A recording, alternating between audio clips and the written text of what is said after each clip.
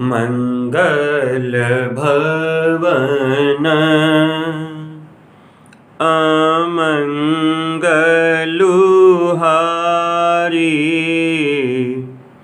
द्रवहूँ सो दशरथ अजीर बिहारी बंदहूँ गुरुपद पदुम परागा सुरुचि सुबास सरस अनुरागा बंदहूँ गुरुपद पदुम परागा सुरुचि सुवास सरस अनुरागा बंदहूँ गुरुपद। श्री गुरुदेव भगवान के चरणों में नमन वंदन करते हुए मैं आपका ध्यान सीधे आकर्षित करना चाहूंगा अपने टॉपिक पे।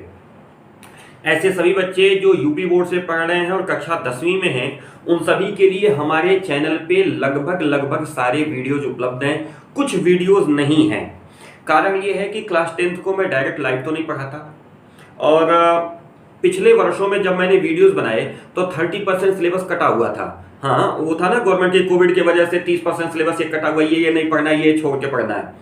बट इस वर्ष 2024 की परीक्षा देने वाले जो बच्चे जा रहे हैं उनके लिए जो कटौती थी 30% की, वो समाप्त कर दी गई है। इस बार पूरा सिलेबस पढ़ना है, तो मैं अपने चैनल पे उन सभी वीडियोस को रिवाइज कर दे रहा हूं जो वीडियो 2024 के एग्जामिनेशंस के लिए आपके ज्यादा इफेक्टिव है।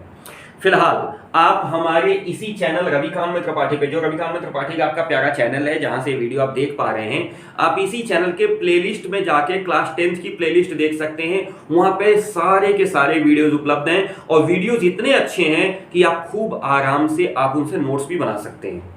ठीक है, तो जो वीडियोज अच्छी हालत में है, जिन वीडियो की कंडीशन अच्छी है, या यूं कहें जो वीडियो आपकी एग्जामिनेशन पॉइंट ऑफ व्यू से फुल्ली इफेक्टिव है, उनको मैं नहीं टच कर रहा हूं। लेकिन ऐसे वीडियो जो पुराने हैं, जिन पर बहुत ज्यादा कंसंट्रेशन नहीं था बनाते समय, या फिर बनाया था जब मैंने तो बहुत रिसोर्सेज नहीं थे मेरे पास, उन वीडियोज को मैं रिवाइज करता जा रहा हूं। मैं कोशिश कर रहा हूं कि धीरे धीरे करके लगभग सारे वीडियोज में रिवाइज कर दूंगा, ताकि 2024 के एग्जामिनेशन के लिए आपको दिक्कत न हो। तो एक बार फिर से रविकांत त्रिपाठी के चैनल पे आप सभी विद्यार्थियों का विशेषता बहुत ज्यादा स्वागत है, और जो सम्मानित शिक्षक अभिभावक एवं प्राचार्य बंधु जुड़ते हैं उनके प्रति सादर अभिवादन है। आप सभी के अपने अपने गुरु भगवान के चरणों में सादर नमन वंदन है। शुरू करते हैं आज का टॉपिक। आज का जो टॉपिक है वो है सूरदास के पद। ये पहला पाठ है पद्य खंड से। कक्षा 10वीं में जो पुस्तक चलती है हिंदी की, उसका जो पद्य खंड है उसका पहला पाठ है सूरदास के पद। ये वीडियोस भी हमारे चैनल पे उपलब्ध है, लेकिन यह वीडियो हमारे चैनल पे तब का उपलब्ध है जब मेरे पास बहुत रिसोर्सेज नहीं थे, तो बहुत अच्छी चीज नहीं है। उन वीडियोस को मैं रिमूव करके नया वीडियो बना के डाल दे रहा हूं, तो आशा करता हूं आप सभी को समझ में आएगा। आइए शुरू करते हैं। सूरदास के पद। सूरदास जी कौन है? तो सूरदास जी का एक छोटा सा परिचय समझिएगा कि सूरदास जी का जो जन्म है वो 1478 ईस्वी के आसपास हुआ है। एक्चुअली देखिएगा 1478, अब ये समय इतना पुराना है कि इस पर बहुत सारे विद्वानों में मतभेद चलता रहता है। अब ये समय इतना पुराना है, कुछ समय ना तो कैमरा होता था, ना कोई बहुत बड़े दस्तावेज होते थे, तो ऐसा कुछ है नहीं कि इनका जन्म प्रमाण पत्र किसी के पास हो तो देख के बता दे, इनका आधार कार्ड किसी के पास हो तो देख के बता दे, ऐसा कुछ है ही नहीं। न इनके हाई स्कूल की मार्कशीट है किसी के पास, लिहाजा विवाद चलता रहता है। फिर भी चूंकि पुस्तक में दिया हुआ है तो इसको हम लोग टेकअप करते हैं कि इनका जो जन्म है वो है 1478 ईस्वी में हुआ है। जन्म स्थान के बारे में भी दो भेद है, एक रुनकता और एक सीही। ये दो नाम ऐसे हैं, दोनों में विभेद चलता है। कुछ लोग इनका जन्म स्थान रुणकता मानते हैं और कुछ लोग दिल्ली के पास सीही ग्राम में इनका जन्म मानते हैं। समस्या वही है, क्योंकि विभेद है इसलिए दोनों पे आपको नंबर मिल जाता है। कुछ लोग कहते हैं कि इनका जन्म जो है मथुरा के पास रुणकता में हुआ, और कुछ लोग कहते हैं इनका जन्म दिल्ली के पास सीही ग्राम में हुआ। दोनों ही चीजें सही है, कहीं कोई विशेषता नहीं है। क्यों? क्योंकि जब अपनी पुस्तक को आप पढ़ेंगे तो देखिए पुस्तक में लिखा हुआ है कि आगरा से मथुरा जाने वाली सड़क के पास रुणकता नामक गांव में हुआ, और कुछ विद्वान वहीं पे इनका जन्म दिल्ली के निकट सीही गांव में मानते हैं। तो देखो भाई, जाहिर सी बात है कि मत अनेक हैं। अब इस पर भी मत है कि सूरदास जन्मांध थे या नहीं, यानी सूरदास जी जन्म से ही अंधे थे कि बाद में अंधे हो गए, अब इस पे भी विवाद है। कुल मिलाजुला के मामला यह है कि सन 1478 ईस्वी, अभी चल रही है सन 2023। सोचो आज के 300 साल 350 साल पहले कौन था कौन नहीं था, तो बहुत दस्तावेजीकरण के अभाव में बहुत इस पे विवाद नहीं करना, बहुत सारे विद्वानों में मतभेद चलता रहता है, अपनी अपनी सुविधा के अनुसार लोग मान लेते हैं। तो फिलहाल बोर्ड परीक्षा में अगर पूछेगा तो हम इनका जन्म बताएंगे 1478 ईस्वी। इनका जन्म स्थान रुनकता यानी आगरा से मथुरा जाने वाली सड़क पे रुनकता अथवा दिल्ली जाने वाली सड़क पे सिहीग्राम, दोनों जगहों पे लोग मानते हैं।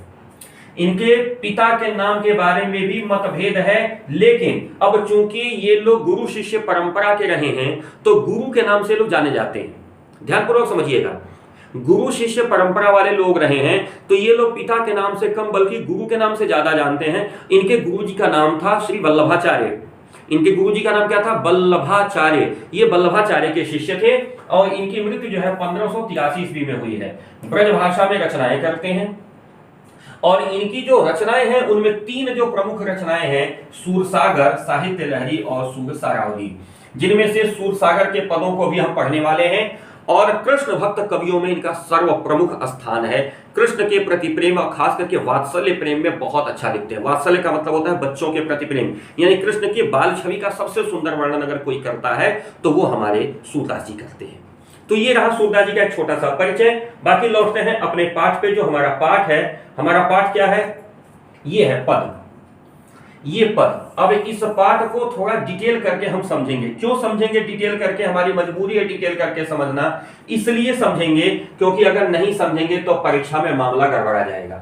इस पर कोई भी प्रश्न अगर बनेगा तो कोई भी प्रश्न हम तभी कर पाएंगे जब इसका मतलब पता हो। सही है ना? अगर इन पंक्तियों का मतलब नहीं पता रहेगा तो कैसे कर पाएंगे? तो इसलिए मैं कह रहा था कि सबसे पहली चीज क्या जान लीजिए, 1478 से 1583 सूरदास का जन्म मृत्यु। सूरदास जी का स्थान, जन्म स्थान आगरा से मथुरा जाने वाली सड़क पे या तो रुनकता नहीं तो दिल्ली के पास सिहीग्राम। हाँ, पिताजी का नाम रामदास सारस्वत है, लेकिन पिता के नाम से ज्यादा परिचित है इनके गुरु का नाम श्री वल्लभाचार्य। हाँ, और ब्रज भाषा की रचनाएं करते थे, सूरसागर, सूरसारावली और एक रचना और थी ना, कौन कौन सी थी? साहित्य लहरी। तो ध्यान रखिएगा ये 3 रचनाएं आपको भूल ना पाए। आइए अब हम सीधे अपने पद पे चलते हैं। इन पदों को जितना बढ़िया आप समझेंगे उतना बढ़िया मजा आएगा। अच्छा, सबको क्लियर दिख रहा है? एक बार कमेंट में बता दीजिएगा, दिख रहा है ना सबको क्लियर? कहिए हाँ, चलिए। और चूंकि ये पद है तो पद कैसे हैं? गेय पद हैं, गाए जाते हैं। कोई है जो गा सकता है? पद को तो गा के ही पढ़ना चाहिए, कैसे गाया जा सकता है? हाँ?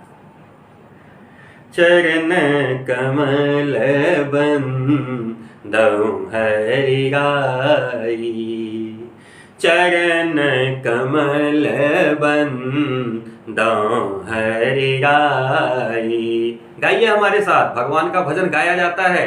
चरण कमल बंदौ हरि गाई, चरण कमल बंदौ हरि गाई।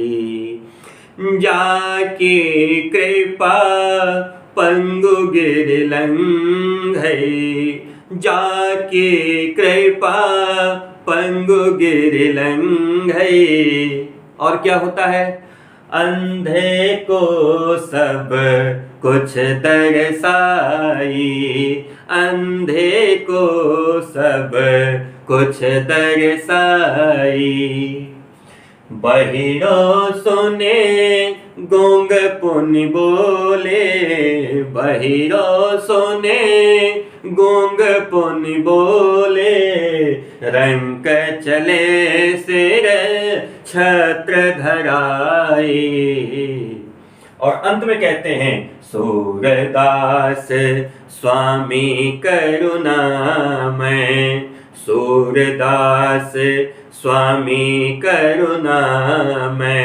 बार बार बंदौ तिहि पाई, चरण कमल बंदौ हरि गाई, चरण कमल बंदौ हरि गाई। कैसा लगा पद? कमेंट में बताइएगा कैसा लगा। क्या कहा सूरदास जी ने? चरण कमल चरण कमल हैं। रूपक अलंकार यहां पे लगाया। अलंकार योजना भी साथ साथ जानते चलिएगा। मैं इसलिए बता रहा हूं, क्यों? ताकि आप साथ साथ जानते रहेंगे तो असुविधा नहीं होगी। काव्य सौंदर्य के तत्व तो कई बार प्रश्न में पूछ लेता है कि इसमें कौन सा अलंकार है, ठीक है ना। तो आइए हम इस पर चर्चा करते हैं। चरण कमल, चरण कैसे हैं? कमल जैसे हैं। प्रवृत्ति नहीं बताया, कमल जैसा मुलायम है, कमल जैसा लाल है, कमल जैसा कोमल है, ऐसा नहीं बताया ना।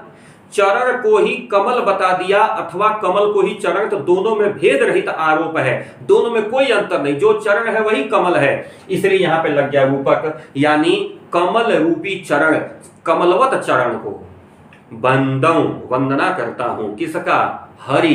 कौन हरि? भगवान श्री विष्णु। राई का तात्पर्य होता है राजा। हे सर्वशक्तिमान विष्णु, हे सर्वशक्तिमान परमेश्वर, हे सर्वशक्तिमान प्रभु, मैं आपके चरण कमलों की वंदना करता हूं। चरण कमल बंदौ हरि राई, हे परमेश्वर मैं आपके चरण कमलों की वंदना करता हूं। क्या विशेषता है चरण कमलों की? जाके कृपा, जिसकी कृपा हो जाए तो पंगु गिर लंघई। पंगु माने होता है लंगड़ा, नोट करिएगा। पंगु माने जिसका गोड़ नहीं हो, लंगड़ा। जाके कृपा पंगु गिर लंघई, जिसकी कृपा हो जाए तो लंगड़ा व्यक्ति भी पहाड़ पार कर जाएगा। आहा, भगवान की कृपा हो जाए तो क्या नहीं हो सकता। जाके कृपा पंगु गिर लंघई, और अंधे को सब कुछ दर्शाई, और अंधे को भी सब कुछ दिखने लगता है। हे भगवान आपके चरण कमलों की वंदना करता हूं। जिन चरण कमलों की कृपा अगर प्राप्त हो जाए तो लंगड़ा व्यक्ति भी पहाड़ को पार कर सकता है और अंधा व्यक्ति भी सब कुछ देख सकता है। बहिरो सुने, कान से बहरा व्यक्ति जिसको सुनाई नहीं देता है उसको सुनाई देने लगेगा। गूंगा पुन बोले, जो गूंगा है जिसके मुंह में जबान नहीं है वो बोलना शुरू कर देगा। रंक चले सिर छत्र धराई, रंक माने होता है गरीब, नोट करिएगा। रंक माने गरीब, शब्द पकड़िएगा। रंक माने गरीब, भिखारी, और सिर पर छाता लगा के चलने लगेगा। सिर पर छत्र होता है राजाओं के। आप देखेंगे राजा महाराजा जब चलते हैं तो पीछे सेवक उनके सिर पे छत्र लेके चलता है। कहा अगर आपके चरण कमलों की कृपा प्राप्त हो जाए तो बहरा सुनने लगेगा, गूंगा बोलने लगेगा, और गरीब आदमी अपने सिर पे छाता लगा के चलेगा, अर्थात गरीब आदमी भी राजा की तरह हो जाएगा, यह रंग भी राजा बन जाएगा। सूरदास, सूरदास जी विनती करते हैं, स्वामी करुणा में, हे करुणा में स्वामी, हे करुणा करने वाले स्वामी, हे कृपा करने वाले स्वामी, बार बार बार बार बंदौ, बंदौ माने वंदना करता हूं। यहां भी शब्द आया था, बंदौ माने वंदना करता हूं, प्रणाम करता हूं, बार बार वंदना करता हूं। किसका? तिहि, तुम्हारे, पाई, पैरों की। कहते हैं सूरदास जी, हे करुणा करने वाले स्वामी मैं बार बार आपके पैरों की वंदना करता हूं। चरण कमल बंदौ हरि राई, हे परमपिता परमेश्वर, हे सर्वशक्तिमान परमेश्वर मैं आपके चरण कमलों की वंदना करता हूं। कैसा लगा? अगर लगा अच्छा तो लाइक ठोक दीजिएगा, प्लीज चैनल को सब्सक्राइब करके रख लीजिएगा, प्लीज बेल आइकन ऑन कर लीजिएगा प्लीज। क्यों? ताकि जब भी मैं कोई नया वीडियो अपलोड करूं तो उसका सबसे पहले नोटिफिकेशन आपके पास पहुंचे और सबसे पहले आप उस वीडियो को देख सकें। Okay, start.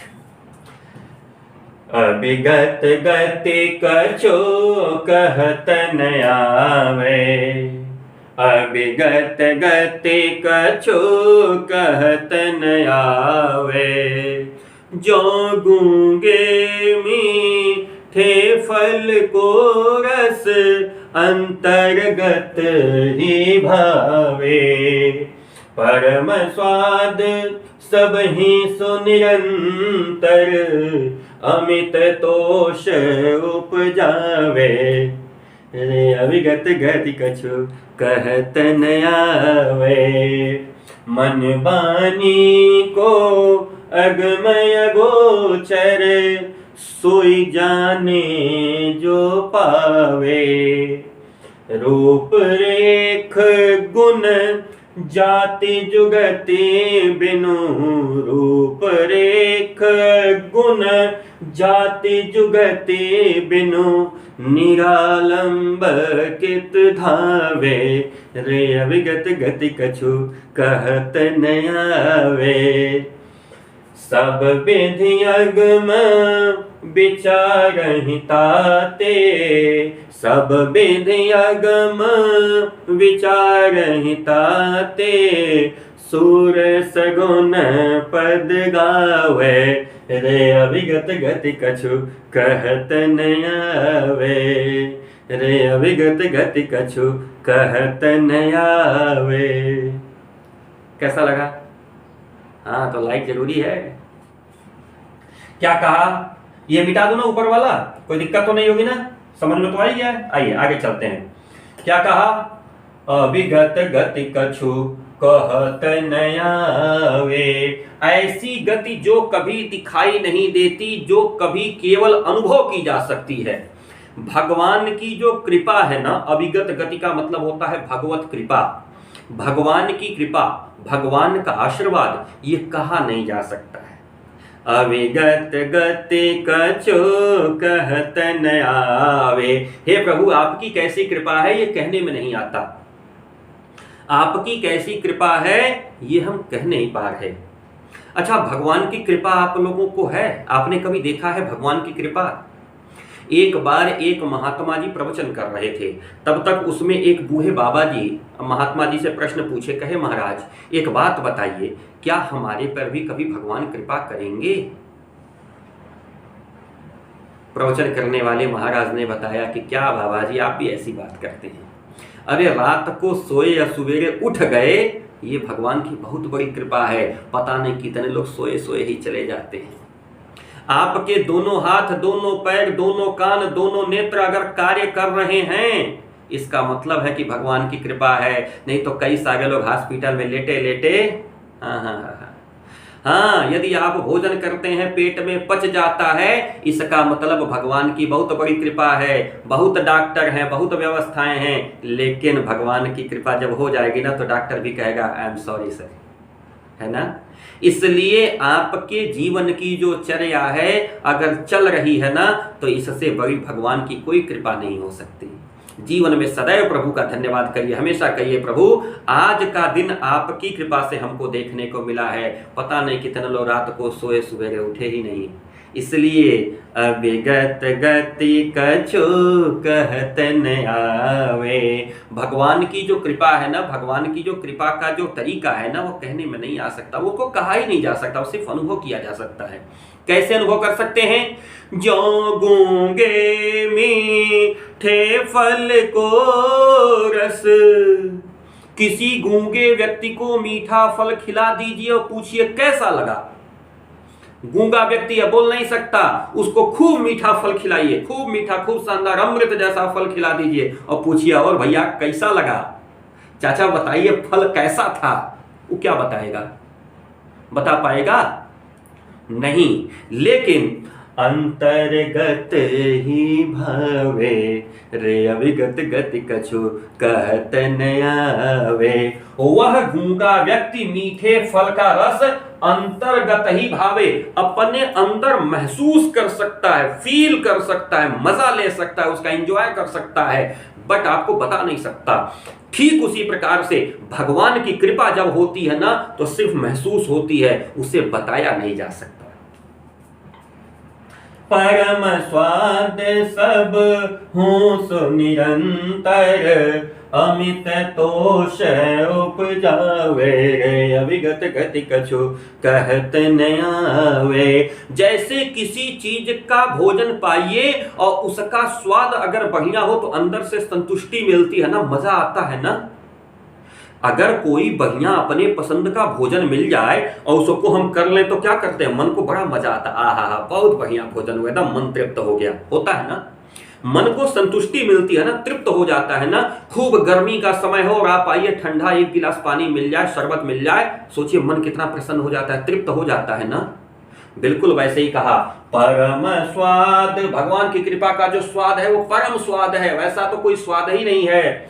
सबके अंदर अमित, जिसको नापा न जा सके, अमित का मतलब होता है जिसको नापा न जा सके, अनकाउंटेबल, जिसको काउंट न किया जा सके उसको कहते हैं अमित।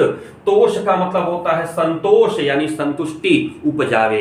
भगवान की कृपा रूपी जो प्रसाद होता है ना, जब उसको पाएंगे ना तो अंदर से इतनी संतुष्टि मिलती है कि फिर वैसी कोई संतुष्टि होती नहीं। मन पानी को अगमय गोचर, भगवान कैसा है? मन और वाणी से अगम है, अगोचर है। अगोचर मतलब चलने फिरने में असमर्थ, जो शरीरधारी नहीं है। भगवान को आप डायरेक्ट, आप चाहें कि जैसे रविकांत को देख रहे हैं वैसे भगवान को देख लें, उनसे बातचीत कर लें, संभव है? कहिए, हाँ हाँ कहिए, कमेंट में लिखिए, संभव है? बोलिए, नहीं ना, बस वही मामला है। मन बानी से अगमय गोचर, मन से वाणी से जो अगम है, जो अगोचर है, जो प्राप्त नहीं हो सकता, जिसे हम पकड़ नहीं सकते, जिसे अनुभव नहीं कर सकते, उसको कौन जानेगा? सो जाने जो पावे, रे अभिगत गति कछु कहत न आवे। अब उसको वही जान सकता है जो पा जाए। सो जाने जो पावे, जो उसको पाएगा वही उसको जानेगा, दूसरा कोई नहीं जान सकता। समझ में आई बात? जैसे कोई मीठा फल खा करके उसका स्वाद सिर्फ मैं जान सकता हूं, सामने वाला नहीं जान सकता। आप कहीं शादी में जाइए और खूब बढ़िया लाल मोहन बना हो, आप 2 लाल मोहन उड़ा दीजिए, ठीक, 2 लाल मोहन, और अपने दोस्त को बताइए, अरे यार क्या शानदार लाल मोहन बना है, मुंह में खाया मेरा गल गया है, और इतना इतना मीठा, इतना सुंदर है। अच्छा अच्छा, चलो चलो हमको भी खिलाओ। आप उसको वहां तक लिवा के जाइए और वहां पता चला लाल मोहन खाता हूं। अब आप बताइए, जो महसूस किया था आपने लाल मोहन खा करके, क्या बता करके उसको महसूस करा पाएंगे? कहिए, नहीं ना। इसलिए कहा भगवान की कृपा, सो जाने जो पावे, जो लाल मोहन खाया है ना उसी को पता है, जो नहीं खाया है उसको क्या पता। इसलिए कहा यह भगवान जो है ना, मन से, वाणी से, शरीर से, कहीं से दिखता नहीं है। इसका जो पा जाता है ना वही उसके बारे में जान सकता है, सब कोई उसके बारे में नहीं जान सकता।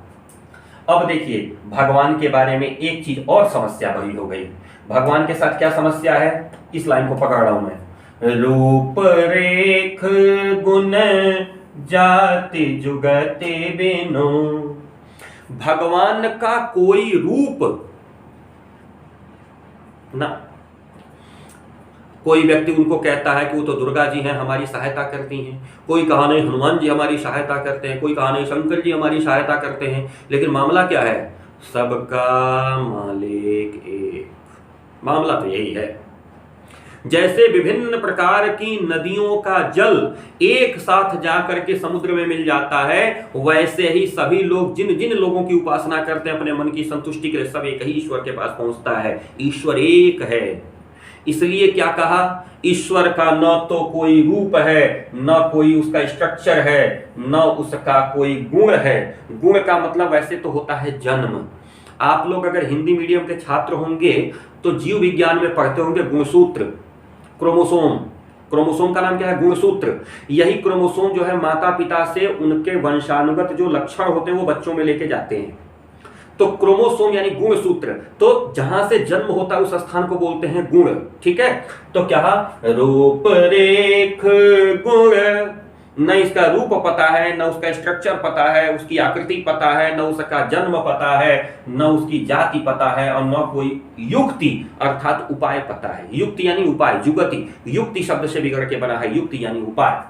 रूप रेख गुण जाति जुगति बिनु, निरालंब कित धावे, रे अविगत गति कछु कहत न आवे। निरालंब, बिना आश्रय के, बिना जानकारी के कहां भागे, कहां दौड़े, कहां खोजें। ईश्वर का न तो हमको रूप पता है, न उसकी रेखा अर्थात आकृति पता है, न उसका जन्म पता है, न उसकी जाति पता है, और न ही कोई युक्ति अर्थात उपाय पता है जिससे उसे प्राप्त किया जा सके। तो बिना आश्रय के, बिना आलंब के, बिना आधार के हम कहां दौड़े, कहां खोजें। इसलिए सब विधि अगम विचारहिता ते, हर प्रकार से सब विधि, हर प्रकार से अगम, जिसको पाया न जा सके, जहां तक चला न जा सके, जो चलने फिरने में असमर्थ, यानी हम जिस भगवान को जा करके नहीं पा सकते, सब विधि अगम विचारहिता ते, विचार करके उसको सूर सगुण पद गावे।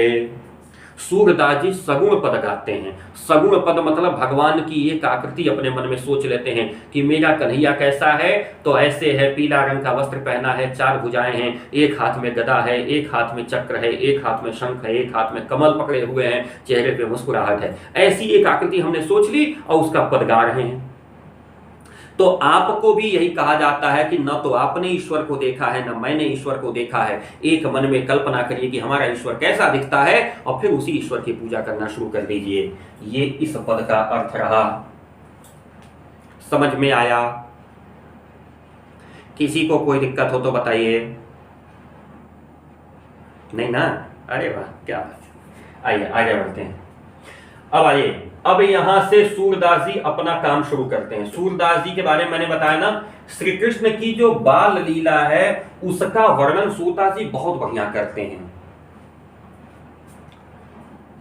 किलकत कान घुटुरवनि आवत, किलकत कान घुटुरवनि आवत, मणिमय कनक नंद के आंगन, बिंब पकड़ी बैधावत, किलकत कान घुटुरवनि आवत।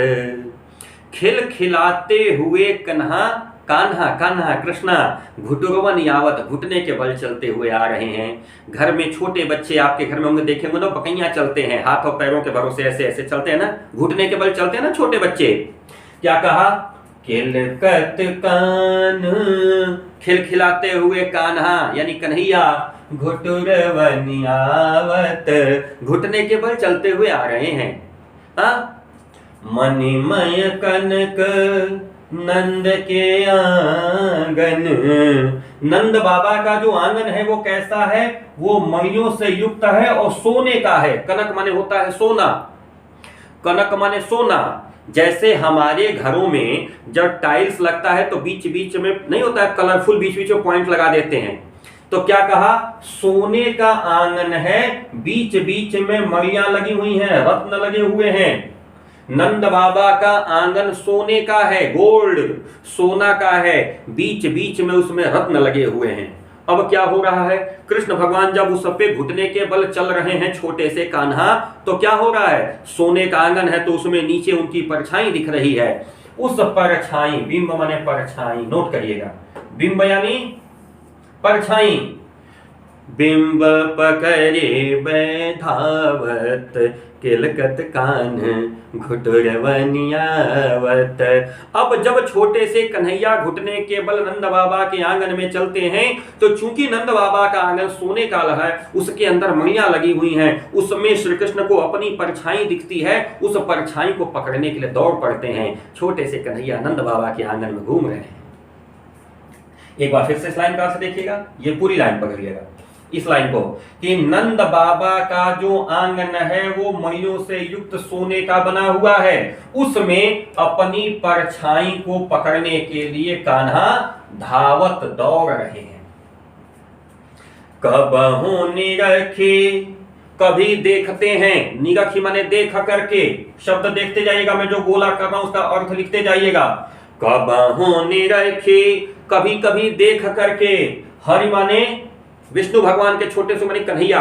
कबहु निरखे हरि, कभी कभी कन्हैया देख करके, आप छाह को, अपनी परछाई को।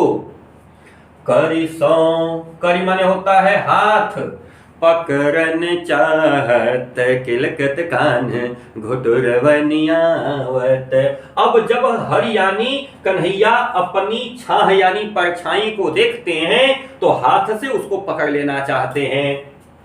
के हंसत, खिलखिला करके जब हंसते हैं, राजत सुशोभित होती हैं, सुंदर दिखती हैं। दुईदतियां, दो दांत केवल अभी निकले हैं। भाई साहब बता रहा हूं, छोटे बच्चों का जो दो दांत होता है ना, इतना खतरनाक होता है कि कहिए नहीं, कच्च से काटते हैं सब। हाँ भाई साहब, बहुत बच के रहना पड़ता है। खिलके हंसत, जब खिलखिला के हंसते हैं, राजत दुईदतियां, दो दांत इतने सुंदर लगते हैं। पुनि पुनि बार बार तेहि अवगाहत किलकत कान घुटुरवनियावत। अवगाहत मतलब पकड़ लेना चाहते हैं, शामिल कर लेना चाहते हैं। कन्हैया वहां पर नीचे आंगन में दौड़ते हुए जो कुछ भी इधर उधर दिखता है वो सब कुछ पकड़ लेना चाहते हैं, खास करके अपनी परछाई को। और जब खिलखिला के हंसते हैं तो नीचे के दो दांत बड़े सुंदर दिखते हैं। कनक भूमि पर, कनक की भूमि है, नीचे भूमि किस चीज की है? कनक माने क्या होता है? सोना। सोने की भूमि पर कर पग छाया, कर माने हाथ, पग माने पैर, हाथ और पैर की जो छाया है, यह उपमा, उपमा माने विशेषता, एक राजती, राजती माने सुशोभित होती है, सुंदर दिखती है। सोने का जो फर्श है, उस सोने के फर्श पर हाथ और पैर की छाया, यह अपने आप में एक अलग उपमा बनती है। करी करी, बार बार कर करके, प्रतिपद, हर एक पैर पर, प्रतिमनि वसुधा, वसुधा माने होता है धरती। अब क्या हुआ है यहां पे देखिए, पकड़ रहे हैं अर्थ। कमल बैठकी, बैठकी माने आसन सजा रही है, कौन? धरती।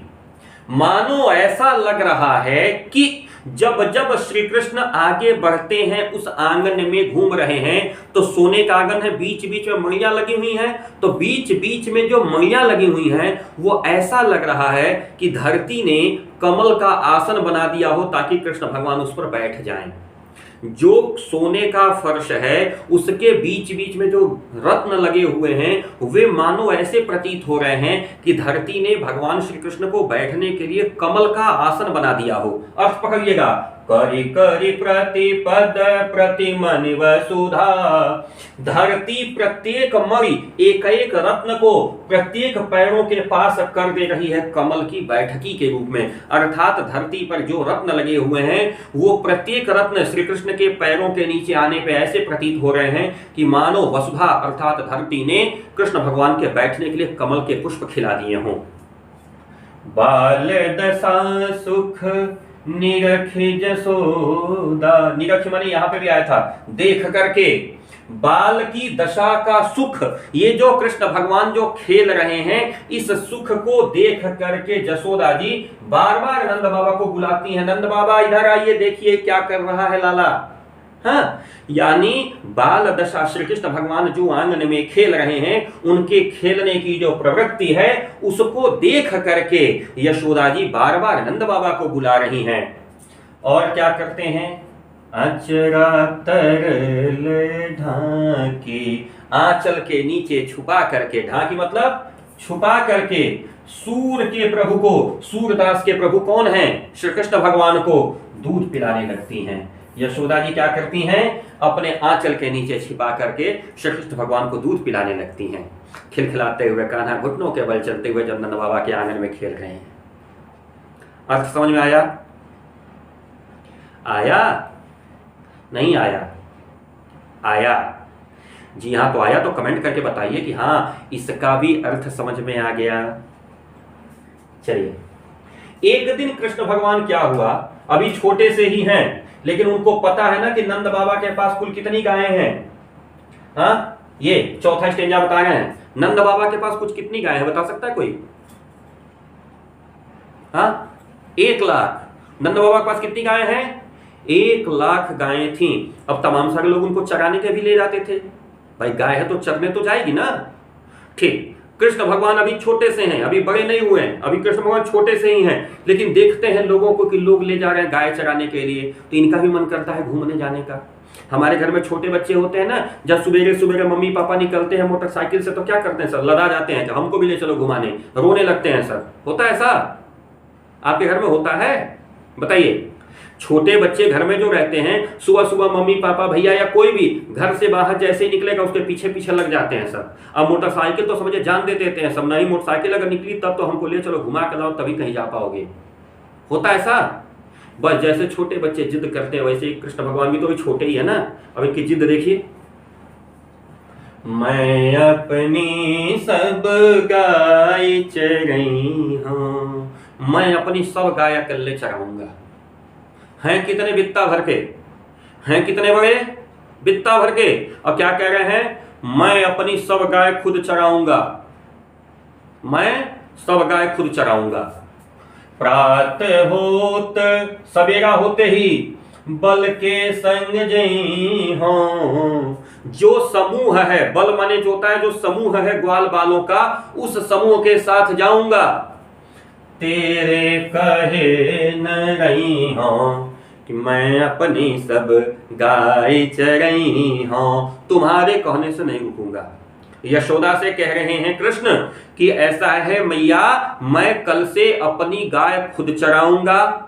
सवेरे होते ही जो बच्चों का समूह गाय चराने के लिए जाता है मैं उनके साथ जाऊंगा, तुम्हारे कहने से घर में नहीं रहूंगा, मैं गाय चराने जाऊंगा।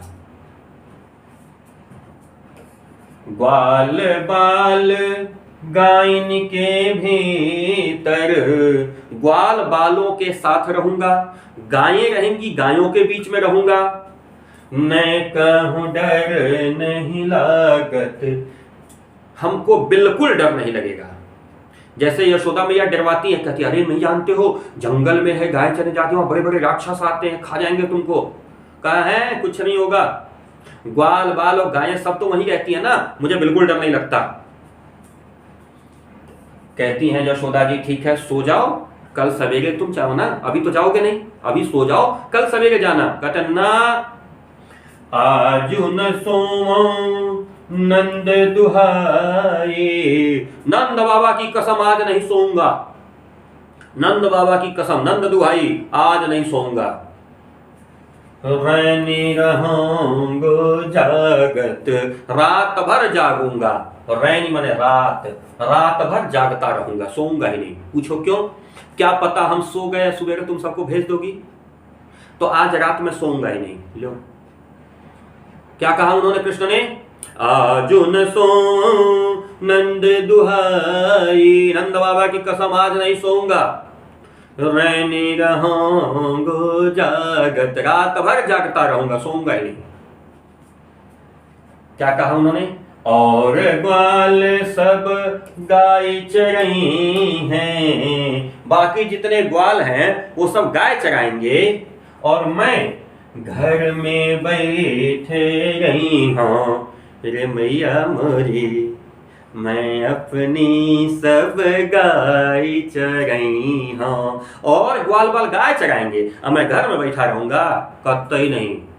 बाकी ग्वाल बाल गाय चराएंगे और मैं घर में बैठा रहूंगा। क्या कहा, और ग्वाल सब गाय चराई हैं, बाकी ग्वाल सब गाय चराएंगे और मैं घर में बैठे रही हूं, मैं अपनी सब गाय चराई हूं। और ग्वाल बाल गाय चराने जाएंगे और मैं घर में बैठा रहूंगा, कतई नहीं, मैं अपनी गाय खुद चराऊंगा। यशोदा जी खिलखिला करके हंसती हैं और कहती हैं, सूर श्याम, सुधा जी कह रहे हैं कि यशोदा जी कहती हैं, श्याम तुम सोई रहो अब, हे श्याम अब तुम सो जाओ, प्रात जान मैं दई हूं रे मैया मोरी, मैं अपनी सब गाय चराई हूं। कहती हैं यशोदा, बहला फुसला के उनको सुलाती हैं, कहती हैं कि कान्हा इस समय सो जाओ, सवेरा होने दो मैं तुमको जाने दूंगी। क्या कहा, सवेरा होने दो मैं तुमको जाने दूंगी। कैसा लगा ये पद? अच्छा, आप लोग भी जिद करते हैं? कोई घर से कहीं जाता होगा तो आप लोग भी तो जग जाते होंगे, नहीं हम भी जाएंगे, ऐसा होता है? ठीक, कोई बात नहीं। अब बेचारे कृष्ण भगवान गए गाय चराने, यशोदा जी ने भेज दिया, कहा ठीक जाओ चरा के आओ। कृष्ण भगवान को भेज दिया, यशोदा जी ने कहा जाओ चरा के आओ, कोई दिक्कत नहीं। और जब चरा के आए तो क्या कह रहे हैं, मैया ए माँ हाँ न चरई हाँ गाई। हाँ माने मैं, हाँ माने मैं गाय नहीं चराऊंगा। बस बेचारे एक दिन गए गाय चराने, लौट के आए तो क्या कह रहे हैं, मैया हे माँ हाँ न चरई हाँ गाई, मैं गाय नहीं चराऊंगा। यशोदा ने कहा क्यों, कल तो बड़ा बोल रहे थे, क्यों नहीं गाय चराओगे? सिगरे ग्वाल घिरावत मोसो, जब गायें इधर उधर भागती हैं तो सारे ग्वाल बाल हम ही से घेरवाते हैं, हमको बहुत दौड़ाते हैं सब। मेरे पाई पिराई रे मैया हाँ न चरई हाँ गाई, मेरा पैर दर्द करने लगा है, मैं गाय नहीं चराऊंगा। सिगरे ग्वाल घिरावत मोसो, सारे ग्वाल बाल हम ही को सबसे ज्यादा दौड़ाते हैं सब, मेरा पैर दर्द करने लगा है, मैं गाय नहीं चराऊंगा। बस एक दिन गाय चरा के आए हैं भाई साहब, तुरंत क्या कह रहे हैं, मैया न चरई हाँ गाय, हे मैया मैं अब गाय नहीं चराऊंगा। जौन पत्याही, अगर विश्वास न हो तो, पत्याही मतलब विश्वास करना, नोट करिए कहीं कॉपी पे, पत्याही मतलब विश्वास करना। जौन पत्याही, अगर विश्वास न हो, न पत्याही यदि तुम न मानो, पूछ बलदाऊ हे, बलदाऊ भैया से पूछ लो। यदि तुमको मेरी बात का विश्वास न हो तो बलदाऊ भैया से पूछ लो। अपनी सौह दिवाए, अपनी सौगंध दे करके, सौह माने सौगंध अर्थात कसम, अपनी कसम दे करके बलदाऊ भैया से पूछ लो, मैं बिल्कुल सत्य बोल रहा हूं, सारे ग्वाल बाल हमको बहुत दौड़ाए हैं सब, अब मैं गाय चराने नहीं जाऊंगा। यह सुनी माई जसोदा ग्वालिनी, अब इतना सुन करके माता जशोदा, जो ग्वालिनें थीं जिनके और बच्चे जाते थे गाय चराने, उन ग्वालिनों को गारी दे तेरे साई, नाराज होकर लगती हैं बुरा भला कहने। जशोदा जी अपनी बाकी सखियों को, जिनके बच्चे गाय चराने जाते थे उनको, यानी बाकी ग्वाल बाल जो थे ना, उनकी माताओं को खूब बुरा भला कहने लगी नाराज होकर के। और कहीं इन सबों से जाकर के, मैं पठवती, मैं भेजती हूं अपने लड़का को, पठवती माने भेजती हूं, मैं अपने बच्चे को इसलिए भेजती हूं कि आवे मन बहराई, कि थोड़ा सा मन बहला के आ जाए, यानी थोड़ा सा खेल कूद के आ जाए। और ये सब इनको इतना दौड़ा दे रहे सब। सूर श्याम, सूरदास जी कहते हैं कि यशोदा ने कहा ग्वालिनों से, श्याम मेरो अति बालक, कि यह जो श्याम है मेरा अभी बहुत छोटा बच्चा है, अति बालक बहुत छोटा बालक है। मारत ताहिर गाय रे मैया हाँ न चरई हाँ गाय, कहती है यशोदा जाकर के ग्वालिनों से कि हे ग्वालिनों, बुरा भला कहती है, क्या लिखा है, अपने गारी दे तरिसाई, नाराज होकर के बुरा भला कहती हैं। बुरा भला क्या कहती हैं कि मैं अपने बच्चे को भेजती हूँ कि थोड़ा मन बहल जाए, इतना छोटा बच्चा है, इसको सब एकदम चिढ़ा मारते हैं सब, रिगाई मतलब चिढ़ाना, रिगाना मतलब चिढ़ाए, इसको चिढ़ा देते हैं सब, परेशान कर देते हैं सब। समझ में आया? अब आज के लिए ज्यादा हो जाएगा, इसलिए मैं यहीं पे आज का सेशन बंद कर रहा हूं, 5वें पे, यही मामला ना, 5वें पद पे आज हम लोग यहाँ पे सेशन बंद कर रहे हैं। कल जो है 6वें से लेके 11वें तक चलेंगे। ओके, आज के लिए इतना ही है। कल वाले सेशन में भाग 2 में हम लोग शेष जो है 6वें से लेकर के 11वें तक देख लेंगे। एक बार हमको जरूर बता दीजिएगा ये आपको सेशन कैसा लगा। कक्षा 10वीं के बच्चों के लिए था ना, यूपी बोर्ड से जो बच्चे कक्षा 10वीं में हो उनके पदखंड का पहला बार सूरदास के पद। मजा आया कि नहीं आया? यदि मजा आया हो तो प्लीज इस सेशन को अपने बाकी दोस्तों को भी बताइएगा कि रविकांत सर एक हैं जो हिंदी पढ़ाते हैं, आपको अच्छा लगा हो तो वीडियो लाइक जरूर कर दीजिएगा प्लीज। हाँ, चैनल सब्सक्राइब करना मत भूलिएगा, चैनल सब्सक्राइब करके रख लीजिएगा ताकि जब भी मैं कोई नया वीडियो बनाऊंगा तो उसका नोटिफिकेशन आपके पास पहुंच जाएगा, आप देख पाएंगे। हाँ, इसके पहले कोई दूसरा देख ले, सबसे पहले आप देखेंगे कब? जब वो बेल आइकन ऑन रखेंगे तब। तो मैं रविकांत त्रिपाठी, जनपद देवरिया, उत्तर प्रदेश से। मिलते हैं जल्दी इसके आगे का हिस्सा लेकर के। तब तक के लिए नमस्कार, सत श्री अकाल, जय हिंद।